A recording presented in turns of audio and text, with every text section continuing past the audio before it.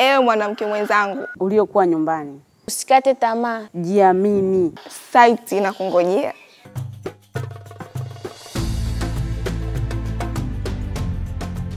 Mimi naweza, kwa nini usiweze? Kitu ambacho kilinitia moyo ni kwamba nilipoona pale wanawake wenzangu walifanikiwa na wao waliweza kujenga, na mimi ndo kikanitia moyo, kwa sababu kama wao waliweza, kwa nini mimi nisiweze ikiwa mimi umri wangu bado ni mdogo? Kwa sasa mimi ni fundi ujenzi na malengo yangu makubwa, nataka jamii ambayo inayonizunguka inufaike na mimi kupitia hiki ambacho mimi nimesoma.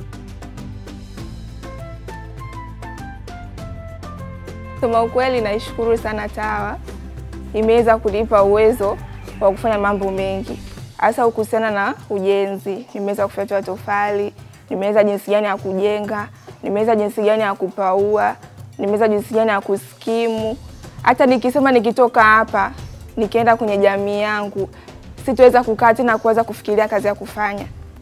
Nitakuwa na kazi nyingi zitakazoweza kuniingizia kipato na kuendelesha maisha yangu.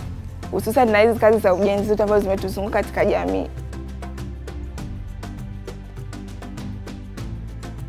Kwanza sikutegemea kama nitafika haya mazingira. Cha kwanza, mazingira ni mazuri. Cha pili, yani nikajua mimi maisha yangu yataishia kuuza keki Njombe. Lakini sasa sikujua kama kuna mabadiliko ya mtindo kama huu. Nashangaa tu mabadiliko yamebadilika, mimi Blandina niko mazingira kama haya. Hii kazi ya kila binadamu. Anyway, kwa sisi wanawake, mimi naombeni wanawake wenzangu, yani mjipe ujasiri. Yani kama mimi Blandina hapa ya Mponji nimejipa ujasiri. Yani hata ndugu zangu wakiniona mimi nimepata ujasiri. Bloku najua jinsi ya kutengeneza, yani mambo ya nyumba mimi najua mwanzo bado mwisho sijafika vizuri, naamini nitamaliza. Kwa hiyo wanawake wenzangu, mimi nawaombeni mjiunge na TAWA.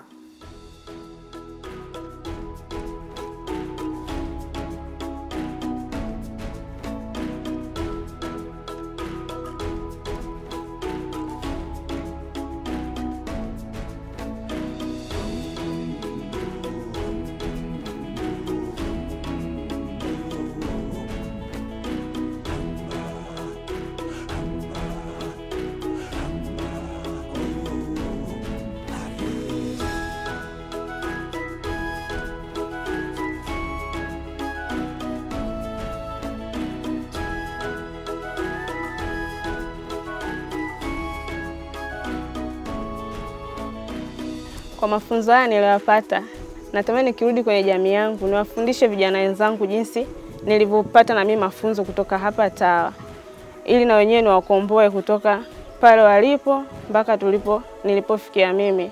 Kila mmoja naye hawezi kujitegemea mwenyewe, asimtegemee mzazi, ajione naye mwanamke naye anaweza.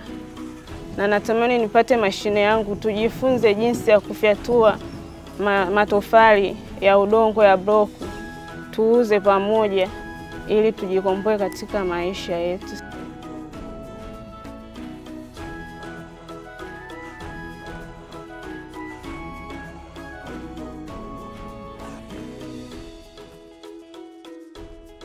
Tulikuwa tunaomba serikali na makampuni binafsi sasa hivi watufungulie fursa sisi wanawake katika swala la ujenzi. Sasa hivi wanawake yani tunaweza kujenga.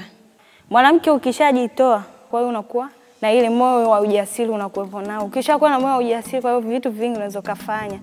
Kama mimi nilikuja hapa nilikuwa sijui kufyatua tofali za bloku za udongo, kujenga nyumba, lakini sasa hivi naweza.